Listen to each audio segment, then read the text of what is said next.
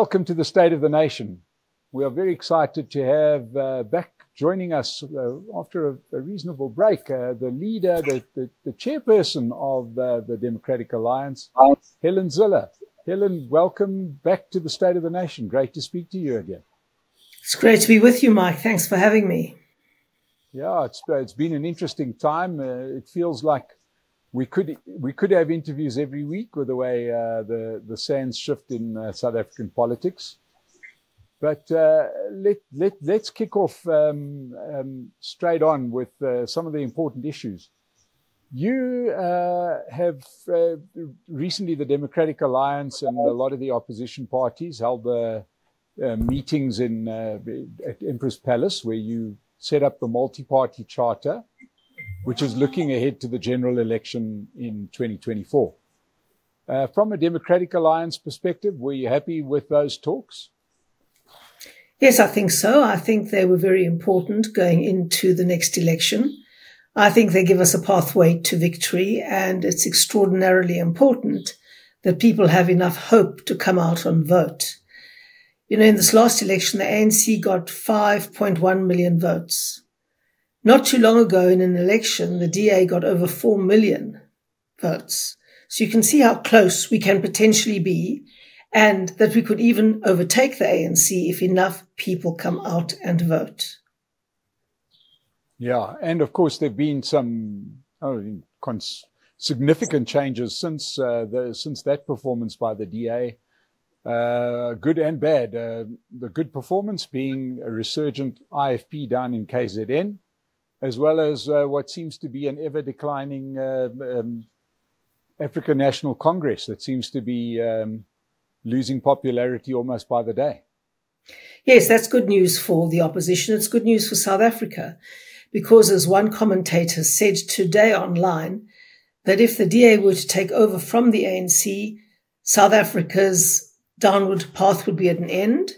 We would really enable the economy to start growing again and give everybody hope. And that's what we want to happen. Now, Helen, let's just sort of dive straight into, even a statement like that. If one looks at what's happened in a place like Tshwane, city of Tshwane, where Cilliers Brink has had to fight a life and death battle with get that city running again. Is it going to be as simple as a party replacing the ANC and putting South Africa on the right path? I mean, the ANC has created some serious damage for the country. In your opinion, it would be a lengthy process to fix it up, wouldn't it? It'll be a very lengthy process to fix it up. And quite frankly, I'm not sure that in Cilliers' position it's even possible to do so. He's fighting a very valiant fight against all sorts of odds. His coalition partners don't miss an opportunity to try and score points by firing from the sidelines and making it even more difficult for him. And the one way to make it almost impossible is to fragment the vote amongst so many parties that nobody can actually take a firm lead in fixing things. But where we have taken over from the ANC, it's taken time, but we have fixed things, starting with Cape Town, then the Western Cape, and a whole range of other places like Koga, for example, and we're well on the way in a place like Umgeni.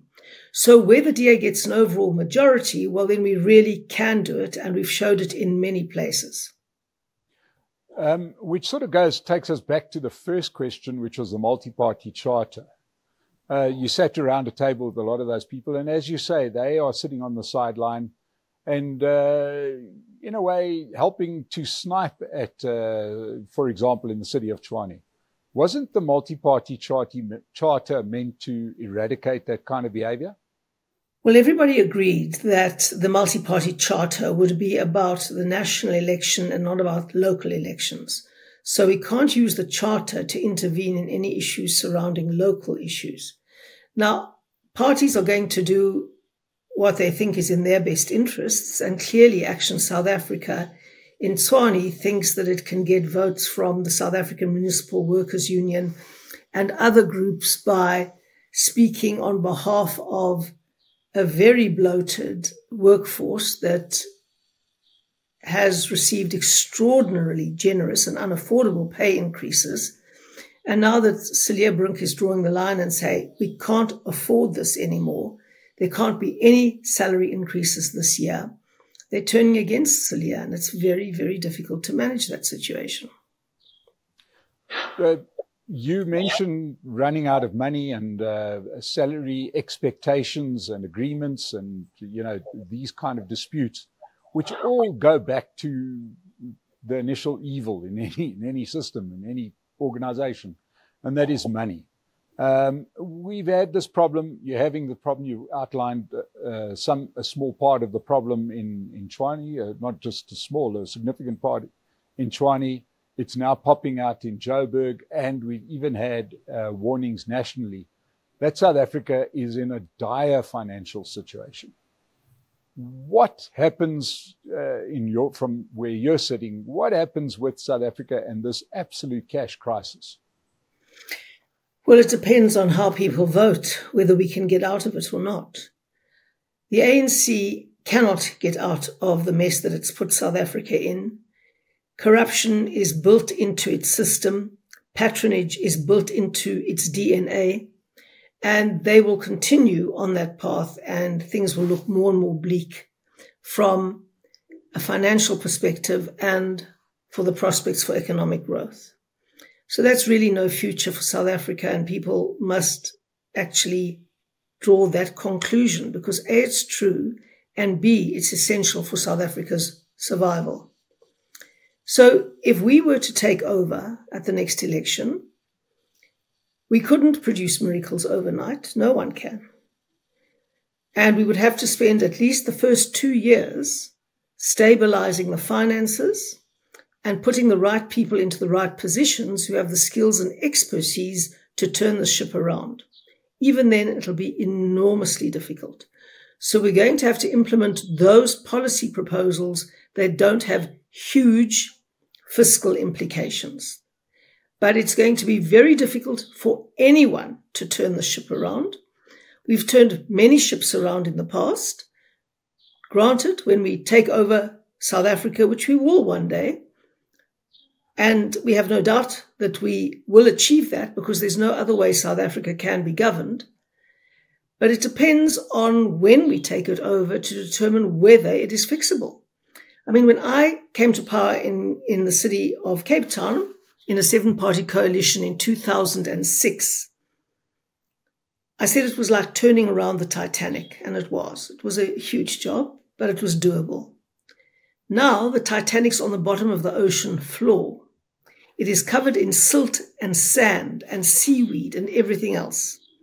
And what we have to do is pull it up from the bottom of the ocean floor, filled with water, filled with sand. And we have parties that are pushing and pulling crossways, not helping us trying to lift this thing from the ocean floor bed. And of course, we've got the ANC and EFF and PA pushing it down. So, we are in a really, really challenging situation. But you've got the problem's made worse because you're heading into a general election. And quite clearly, South African voting public has got used to promises and used to free money, if not direct patronage. Now, how do you balance that with going out and having a common sense, achievable message? When you're competing against parties, are actually just going to go out there and say, no, we're going to up this, we're going to hand out free education, free housing, free this, free that, knowing that the country can't pay for it. I mean, you're going to look positively negative in that field, isn't it? No, what we're going to say is we've done it before. We're the only party that has the experience and the history of having turned around ANC governments and putting towns and provinces on the road to recovery and, in fact, achieving recovery. So we've got the experience and we've got the background. We've also got the depth of skill and we've got the size of support base. So that makes an enormous difference. And we're also honest. We're not going to go and say to the voters, we can do all the things that you've just mentioned, Mike, because we know it's not possible. Whoever comes into government, it is not possible. And so I'm hoping that in the run-up to the election, we can inject honesty in the debate, pragmatism into the debate, and achievable objectives into the debate. Otherwise, it's pie in the sky.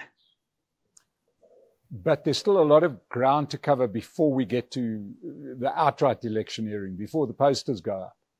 Yes. In the meantime, you are busy fighting a hell of a fight in the courts in getting the government and the ANC to do certain things. Now, you've had a very interesting case, which you've won everywhere, but they keep on contesting and taking it up to a higher court around the issue of cadre deployment and the records of cadre deployment.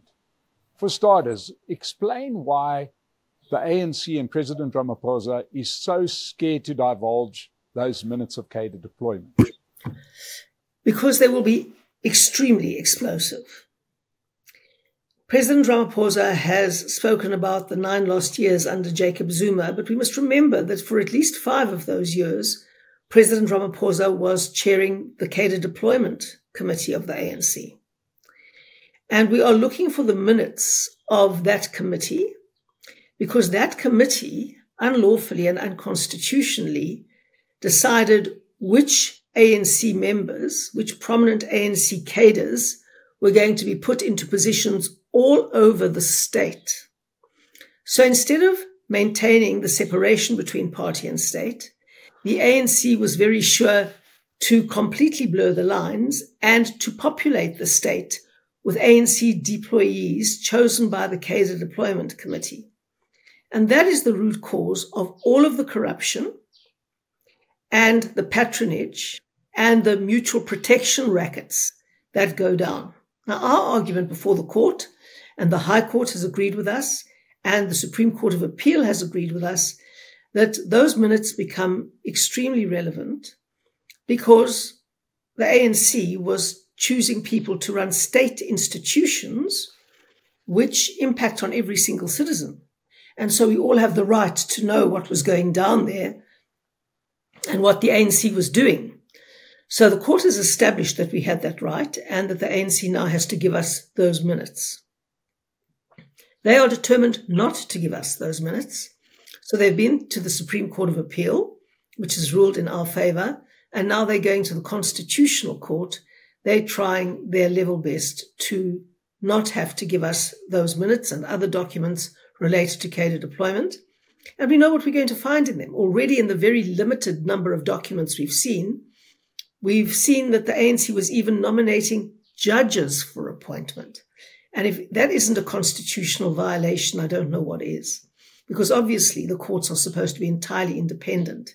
And if the ANC is choosing cadres to deploy to the courts, it is the end of an independent judiciary and a criminal justice system as should exist in a democracy. Now, speaking of judges, are you not concerned that those very judges that have been appointed are sitting in the Constitutional Court and are going to rule in the favor of the ANC? That's question number one. Question number two is that did our president not sit in front of Judge Zondo at the Zondo Commission saying there were no minutes kept of those cadre deployment committee meetings, but now they're not wanting to divulge those minutes? So is there not a legal problem just there? There's a legal problem just there. And there's another legal problem in that there were some minutes, I think, that we got through the Zondo Commission, which showed that there actually were minutes. So, they're in a big corner, and especially President Ramaphosa is deeply in a corner.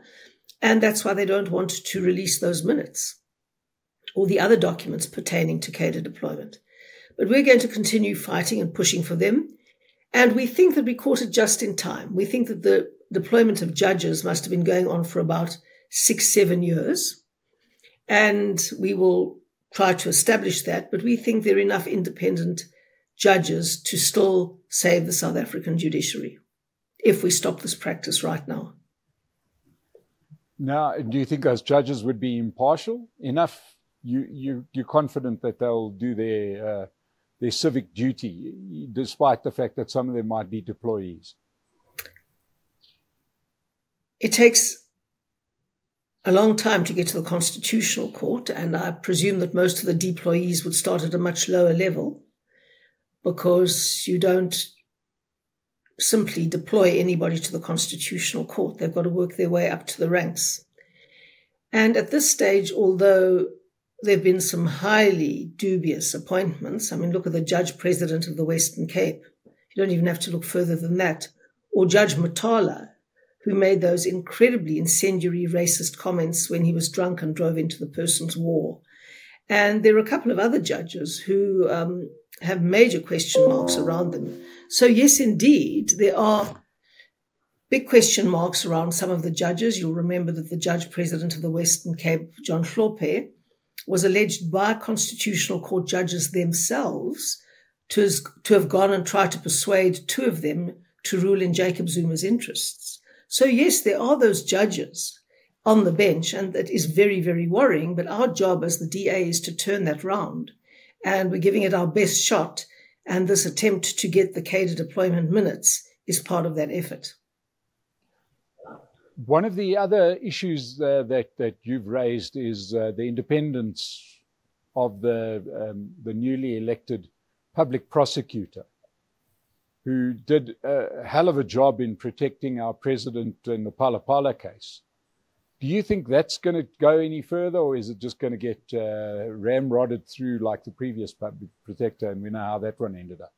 Yes, the vote is next Thursday on the public protector in Parliament, and I think it's probably going to be ramrodded through. But that looks like very much a case of cadre deployment, yes. So, at the moment, there seems to be this thin blue line holding South Africa together, which is the DA's court cases.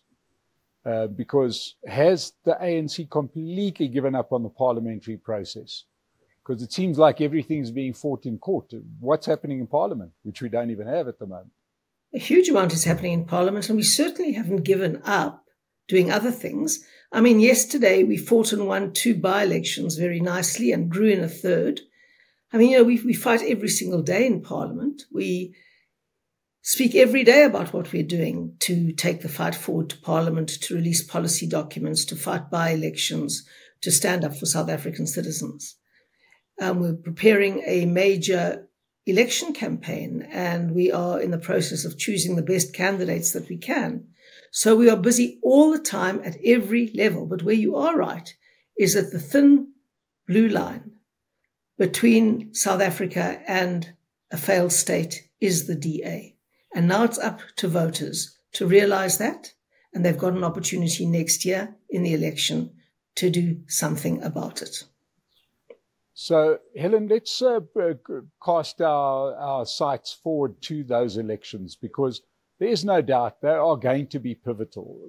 2024, as I've said many times on the State of the Nation, which has become so popular because everybody watching us today is going to subscribe, it will make us even more popular, and so it goes on.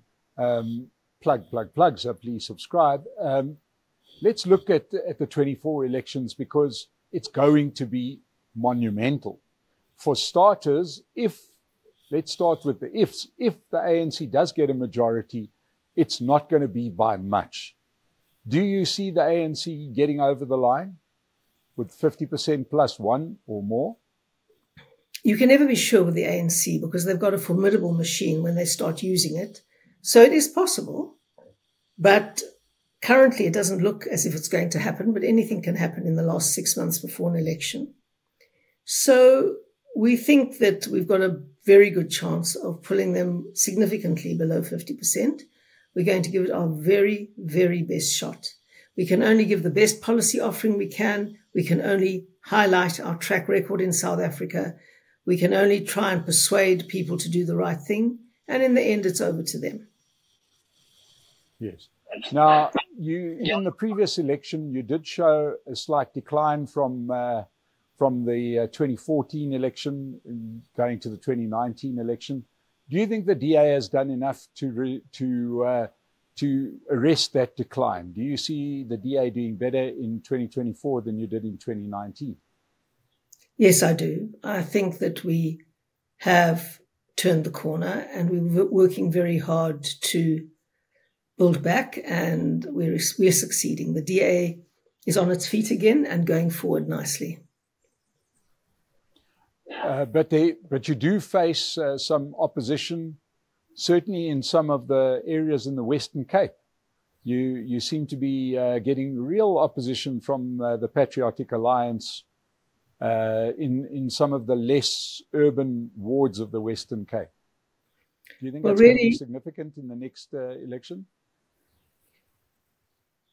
Obviously, we don't want to lose votes, because if the DA is pushed below 50% in the Western Cape, that opens the door very wide for an ANC-EFF-PA coalition. And of course, that will be the end for South Africa. Currently, people still have hope for the country because parts of it are being governed properly by the DA. We're still pulling in investment because of that. Our economy in the Western Cape is growing. We're creating jobs.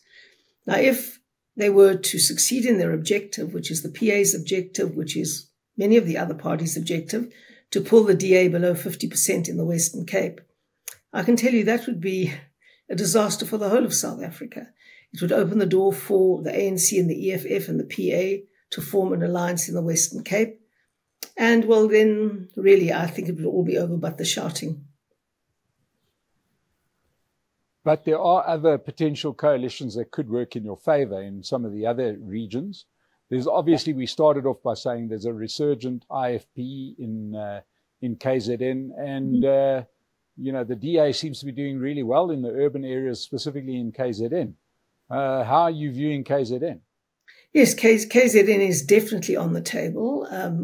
We could pretty easily, I think, be in line for an IFP-DA coalition in KwaZulu-Natal. And we recently interviewed Chris Pappas, very impressive young man, great energy, great humility, and he seems to be doing some wonderful work down there in KZN. Yes, as all our mayors are, and he is very, very lucky to have a full majority, so he doesn't have to manage a coalition. And as somebody who's managed a coalition, a 7-party coalition, and who has managed an overall majority, well, it's chalk and cheese. Yeah. And then the big one. The big one is up here in Gauteng, where it seems like our current Premier, Panyaza Lesufi, seems to be pulling out every trick in the book, whether legal, illegal, trying everything to stay in power. Firstly, do you see a chance that the ANC gets taken below 50% in Gauteng? And will your coalition prevail? There is a very definite chance that the ANC will be pulled below 50% in Gauteng, and we're certainly working very hard towards that end. And yes, if that happens, we hope to form a stable government. But, people in Johannesburg thought it was okay to give the DA only 26% of the vote and then expect us to form a stable government, and you can't do that. If you're not strong enough as the anchor pillar for a coalition, you're not going to have stable government. And we cannot give Gauteng good government if they're going to give us a small sliver of the vote and then expect us to deliver blue government. It doesn't work that way. Now, Helen, just about everybody who's watching this particular interview at some point would have been down in Cape Town, and it's hard not to see the difference between the way Cape Town works compared to the other cities in South Africa, the way the Western Cape looks compared to the other provinces. So you do have a track record on your side. But why is it that do you feel that this doesn't translate to a better performance at the polls for the DA in areas that are in contestation, non-rural areas, but areas like Gauteng? Why is this not converting? Where is the message? What's going on? Why is the message not going through? Well, the question takes me back to the discussions that I had with Henry Kissinger back in 2010. He said that to think that a liberal democracy based on policies and policy choices and track records is going to have an impact in Africa is a pipe dream. I disagreed with him, and I said I thought we could do it over time. he conceded that the DA had done more than any other party had yet in Africa to take ideas and to build a non-racial, multi-ethnic majority on the basis of those ideas. But he said it was a very, very long shot. Now, there's a truth there. There is a strong identity vote, and that still defines the way many, many people vote. Fortunately, more and more people are realizing that what matters is a party's values and principles, the policies that it builds on them, their honesty and their track record.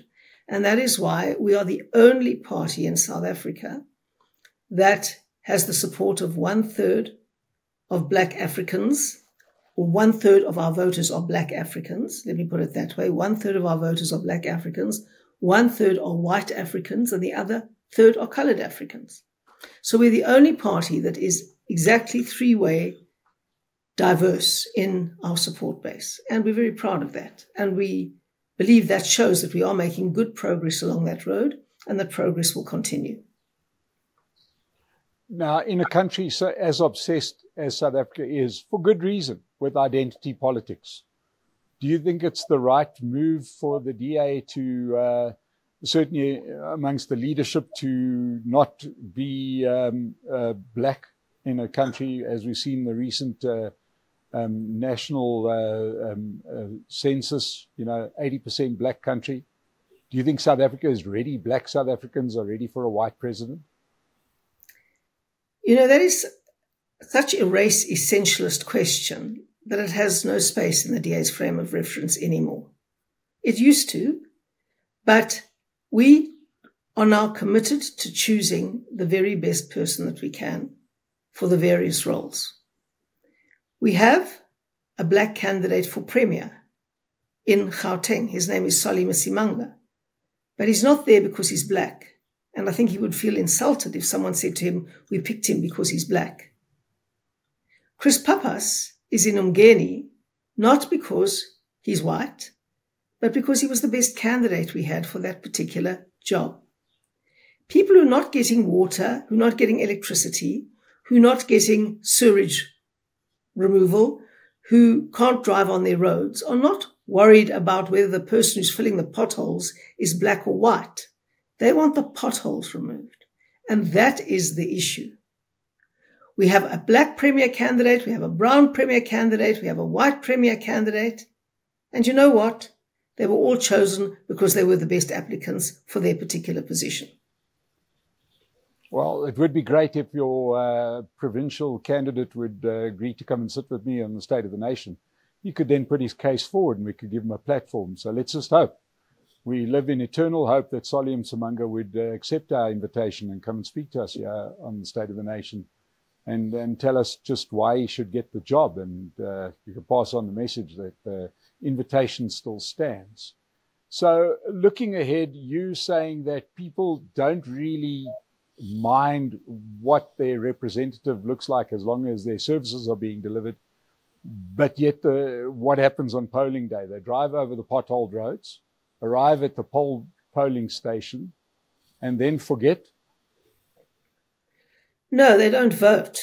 That's the issue. I mean, 27 million people didn't vote in the last election. 5 million people voted for the ANC.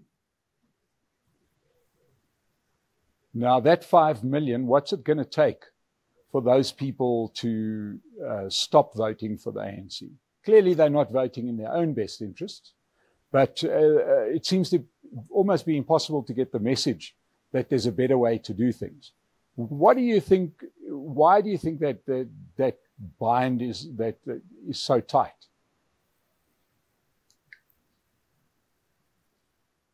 It's a question that has dogged the transition to democracy in many parts of the world, and most particularly in Africa. It's a truism, but Barack Obama, as a black man, or a biracial man, could be elected president in America, but he would never have been elected president in his father's country, which is Kenya, because he comes from a minority ethnic group. It's a big challenge. Yeah. It is. And, this isn't like Britain where Rishi Sunak can become Prime Minister. Exactly. So, Helen, let's look outside. South Africa is rapidly heading down. You mentioned liberal democracies, and in the past, that was clear to define, especially if one goes back to the 90s. Just looking globally, the world seems to be in quite a sort of an interesting space. Do you think that we are now firmly in a multipolar world? Do you think that the hegemony of the West has been broken? Look, I think the West has been through an identity crisis of their own, and they've been self-flagellating for years and blaming all the world's problems on themselves, or large numbers of people have been. That's what identity politics does. I mean, it's the policy underlying apartheid is identity politics, but suddenly it's become progressive and suddenly it's become fashionable. And I think we're past the peak of that, and I think the wheel will turn again. And I think the seesaw will move in the direction and in the favor of open democracies that have the rule of law, due process, open market economies, and things like that. And I think more and more the tide of history will show that there are ebbs and flows. There's an up escalator, there's a down escalator. But I think if we say history is progress, which I believe that despite the ups and downs, over the long term it is, then I do think that there hasn't been a better system devised yet than open, accountable democracies and the rule of law and increasing opportunities for everybody to live the life that they value. Yeah, freedom is important, isn't it? I mean, freedom to do whatever you want to do. And it is sort of the ultimate irony that so many of the real, what you would identify as liberal parties are almost serving the interests or backing people that do not want freedoms.